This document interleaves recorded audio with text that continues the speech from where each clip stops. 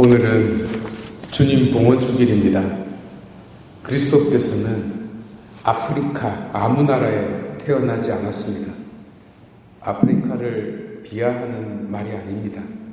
당신은 신앙의 민족 이스라엘에 태어나셨습니다. 어떤 표징과 깊은 의미가 그 속에 담겨 있다는 뜻입니다. 하여 오늘 아기 예수님께서 성전에 봉헌되셨다는 것이 무슨 뜻인지 깊이 묵상했으면 합니다. 결론부터 말씀드리자면 우리와 깊이 연관됩니다. 율법에 의하면 산모는 출산 후 40일 후에 여자아이는 80일 후에 정결 예식을 거행해야 했습니다. 이스라엘 신앙을 이해하는 개념 중에 하나가 바로 피인데요. 유일하게 사람 몸속에 있는 이 피는 하느님에게 속해 있는 것입니다. 왜냐하면 생명이기 때문입니다. 만약 어떤 사람이 칼로 다른 사람을 찔러서 피가 나서 죽였다고 칩시다.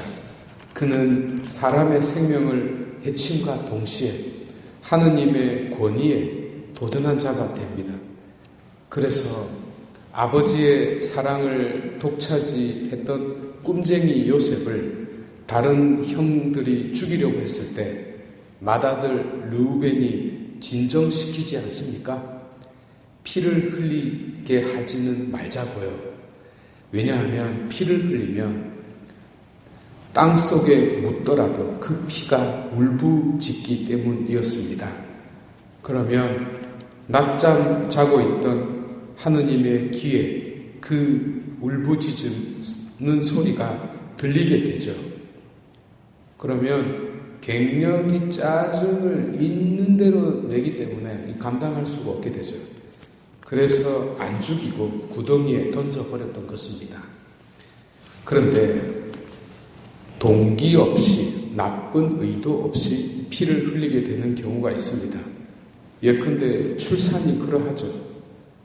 그렇지라도 부정하게 됩니다. 그러면 밖에 못 다니죠. 그리고 40일이 지나고 나면 깨끗해졌음을 선언받고 예물을 드렸던 겁니다. 하여 취할 치자, 깨끗할 결자를 써서 취결례라고 했습니다. 이는 베네딕시오 물리에리스, 여인을 축복하는 겁니다. 출산 후에. 그러니까 아이를 축복하는 것이 아니고 산모를 축복하는 것입니다. 아이는 또 다른 율법 규정에 의하여 주님께 봉헌된 겁니다. 그러니까 오늘은 성모 마리아의 정결례는 한쪽으로 치우고 그저 아기 예수님의 봉헌에만 초점을 맞추고 있습니다. 그런데 하필 이때 시메온이라는 노인이 있었습니다. 또 한나라는 노파가 있었는데 둘 다 집이 거창 어디라고 그러죠?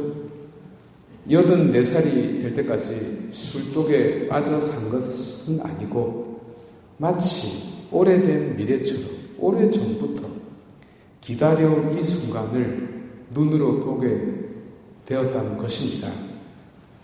메시지는 어떤 의미에서 분명한데요.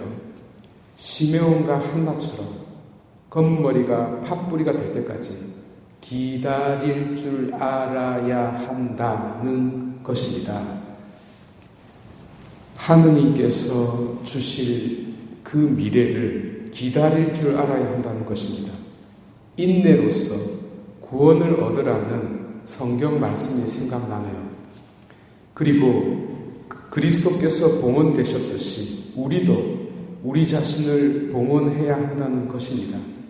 이유는 그리스도가 그냥 봉헌된 것이 아니라 백성의 죄를 속죄하기 위해서 봉헌되었기 때문입니다. 성경 전체를 통해서 가장 큰 위로를 주는 대목이 히브리서 2장 18절입니다.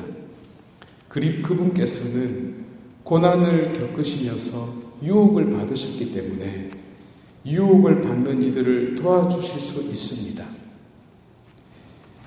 율법에 의한 것이지만, 그리고 결과론적이지만 그분은 우리 때문에 봉헌된 것입니다. 결국 그 봉헌은 우리 모두를 살리는 희생이 됩니다. 때문에 우리에 대한 그리스도의 속죄와 죽음으로 말미암아 그 내어주심에 감사하여 비록 아무 도움도 되지 않지만 감히 우리 또한 이 구원의 희생에 동참하고픈 열망이 생겨나는 것입니다. 교회가 오늘을 봉헌 생활의 날로 축성 생활이라고 지금은 좀 바뀌었습니다. 봉헌 생활의 날로 정한 이유입니다. 2차 바티칸 공의회 교부들은 문헌 전체를 통해서 봉헌된 수도자들을 일컬어 가장 아름다운 선언을 했습니다. 천상의 삶을 지금 이 순간에 보여주고 있는 자들이라고요. 그러니까 이 말을 듣고 어떤 이들은 수녀님들을 보고 됐다마 나는 천국 안 갈란다 치아라 라고 말하는 이들도 있습니다만, 그렇다면 자기가 보여줄 수도 있지 않겠습니까? 맞습니다. 사실 모든 기독교 신자들은 이 표징을 증거할 의무를 가지고 있습니다. 이렇게 보여주는 것이기 때문에 봉헌이라는 데디케이션이라는 말을 쓰지 않고 보여주는 프리젠테이션이라고 합니다. 보여주기 때문입니다. 삶에서, 신앙에서 여러 가지 이유로 우리는 지쳐 있을 수 있습니다. 그러나 지치더라도 쓰러져서는 안 됩니다. 왜냐하면 고난을 겪고 유혹을 받으셨기 때문에 유혹받는 우리를 도와주는 분이 계시기 때문입니다. 수도자들이 축선된 분들이라도 그보다 앞서 그리스도께서 우리와 똑같은 자 되셨다는 것 자체가 우리 존재가 이미 축성된 것을 의미하기 때문입니다.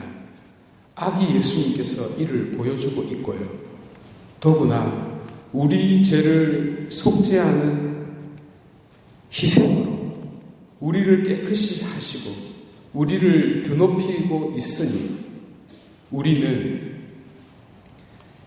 그분과 함께 승리한 자, 곧 월계관을 쓸 자로서 이 세상에 우리 자신들을 보여주는 자 되어야 하겠습니다. 모두 일어나셔서 신앙 고백합시다.